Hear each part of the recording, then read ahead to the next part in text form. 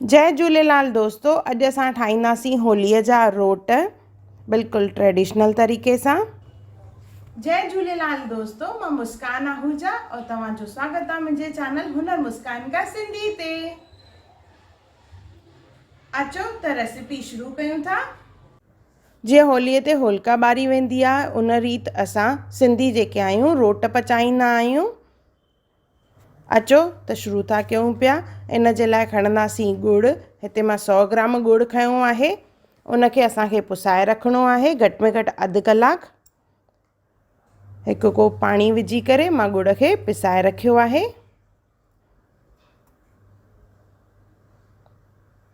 अधु कलाकु पुसाइण खां पोइ गुड़ जेॾी महिल ॻरी वेंदो त उनखे असांखे छाणिणो आहे। पहिरियों त इनखे छाणे वठंदासीं। इन खां पोइ इन में विझंदासीं असां तेल। 4 चमचनि जे क़रीब असां इन में तेल विझंदासीं और विझंदासीं अटो। 1 कप अटो आहे, यानी लॻभॻि इहो 150 ग्रामनि जे क़रीब आहे। इनखे चङी तरह मिक्स कंदासीं, सख़्तु अटो ॻोहींदासीं।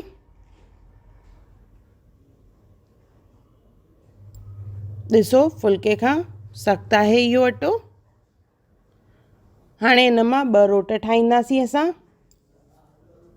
इनखे वेलणो आहे, जीअं असां लोलो पचाईंदा आहियूं लोले वांगुरु ई, पर इहो थोरो सो मोटो हूंदो आहे। उनखां रोट जेको आहे होलिका जो प्रतीक आहे और उन जे मथां जेका कची तंद वेरबी आहे, यानी कॉटन जो कचो धाॻो, उनखे चइबो आहे प्रहलाद जो प्रतीक। 5 दफ़ा वेरींदासीं इहो असां। इन ई तरह सभु रोट तयारु कंदासीं। पहिरियों रोट मिश जोड़े में ठाहिबो आहे। अचो सामान सभु तयारु थी विया, हलूं था रोट पचाइण। हूअं त वरांडे में ई रोट पचाइबा आहिनि, पर अॼुकल्ह टाइल्सूं आहिनि त हिते मां हेठि तओ रखी रही आहियां और उन जे मथां रखंदासीं छेणो। रोट छेणे ते पचाइणा आहिनि त छेणे खे ॿारिणो आहे। इन लाइ असां घी विझंदासीं इन में या तेल।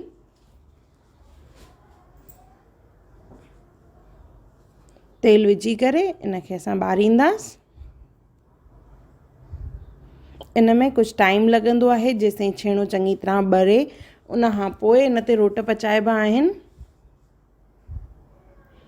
तो में थोरो थोरो तेल विझंदासीं। नंढे हूंदे या इवन अॼु बि केरु केरु इहे रोट ठाहींदा आहिनि, मूंखे कमेंट करे ज़रूरु ॿुधाइजो। ॾिसो छेणो चङी तरह ॿरी वेंदो हिन तरह, त उन खां पोइ इन ते रोट पचाइबा आहिनि। त रोटनि ते पहिरियों हणिणो आहे तेल थोरो सो। इन सां इहे थोरा जल्दी पची वेंदा आहिनि।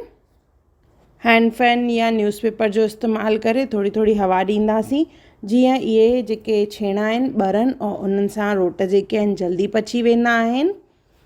ॾिसो जी सिगरी ॿारबी आहे सेम उन वांगुरु ई। और इनखे पलटाईंदासीं असां।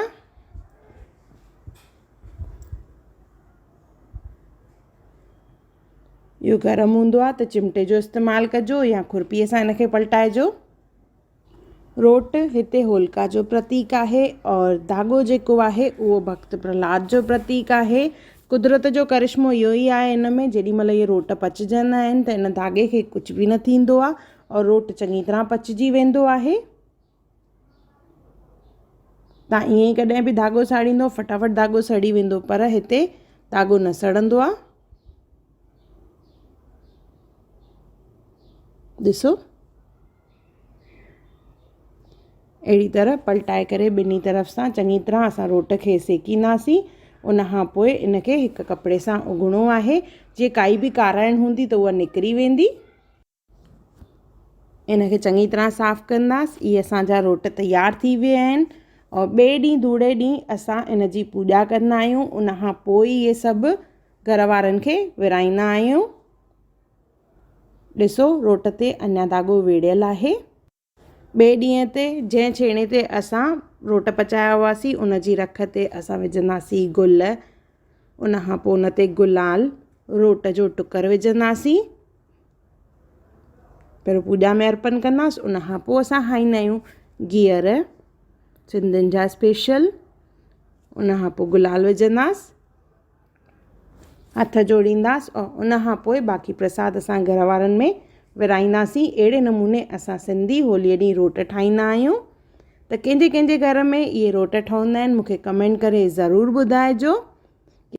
त अॼु बि सिंधी असांजा रीति रिवाज कंहिंजे कंहिंजे घर में क़ाइमु आहिनि, ज़रूरु ॿुधाइजो कमेंट करे।